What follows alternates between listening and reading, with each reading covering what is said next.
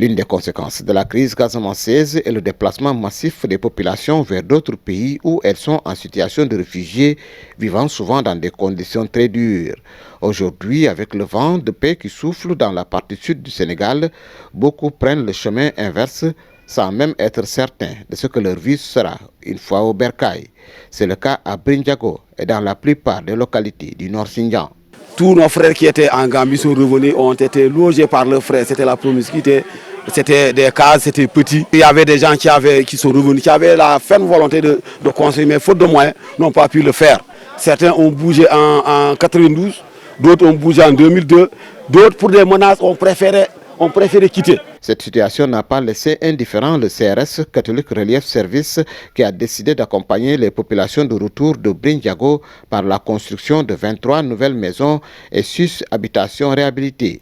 Des tôles, des clous et des lattes ont été mises à la disposition des bénéficiaires. Si nous trouvons des personnes qui sont dans des difficultés, en particulier des réfugiés qui ont besoin d'un minimum pour avoir un accès paisible à l'habitat, CRS est vraiment l'organisation la mieux placée pour accompagner ces processus. Et c'est pourquoi, depuis plusieurs années, CRS est installé à Ziguinchor depuis 2000.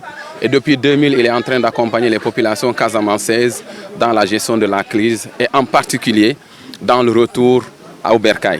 Donc c'est dans ce sens-là que, dans le cadre de ce projet, CRS a reçu un financement du Bureau des réfugiés de l'ambassade des États-Unis, qu'on appelle le BPRM.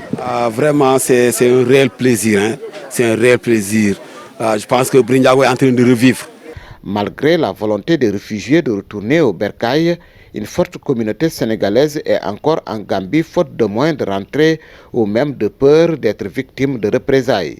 Ce qui fait que des villages sont partiellement ou entièrement rayés de la carte.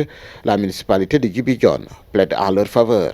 Je profite de cette occasion pour lancer un appel à nos parents qui sont au niveau de la frontière de revenir. Parce qu'il y a des villages presque fantômes au niveau de la commune de Djibidione. Les villages, je peux citer le village de Madjediam, il y a le village de Kabunkout, le village de Djinadji Lakunda, le village de Kadialouk, le village de Djigoudjer, le village de Badjan-Koton, parce que Badjan-Koton-Komboli. Donc c'est des villages qui sont presque déserts. Et ce sont des populations sénégalaises, ils doivent revenir au Sénégal.